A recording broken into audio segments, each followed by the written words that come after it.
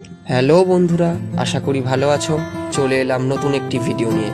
ইলিশ উৎসব মানেই সুন্দরবন ভ্রমণ। প্রথম পর্ব শুরু করা যাক। শুরুতেই ওয়েলকাম ড্রিঙ্কস এবং টিফিনের মাধ্যম দিয়ে আমাদের যাত্রা শুরু। বৃষ্টিমুখর পরিবেশে পৌঁছে গেলাম বেকন বাংলো, যেখানে বেকন সাহেব স্বয়ং রবীন্দ্রনাথ ঠাকুরকে আমন্ত্রণ জানিয়েছিলেন এবং তিনি এসেছিলেন তার সাথে সাক্ষাতের উদ্দেশ্যে। অসম্ভব সুন্দর এক প্রকৃতির মাঝে এই বেকন সাহেবের বাংলো, যেখানে রবীন্দ্রনাথ ঠাকুর তার স্মৃতি রেখে গেছেন।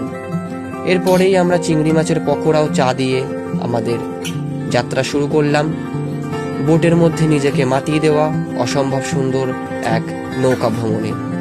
পরবর্তীতে আমরা পৌঁছে গেলাম সজনেখালি সুন্দরবন টাইগার রিজার্ভে। সেখানে কোনো বাঘ না থাকলেও রয়েছে বাদর, কচ্ছপ, হরিণ এবং কুমির। সজনেখালি ওয়াচ টাওয়ার থেকে সুন্দরবন ফরেস্টের অসম্ভব এক সুন্দর দৃশ্য দেখতে পেলাম, যা মন কাড়বেই। এর পরেই ছিল দুপুরের খাওয়া দাওয়া, যেখানে ইলিশ মাছের মাথা দিয়ে পুঁই শাক, ভেটকি মাছ এবং ইলিশ মাছ।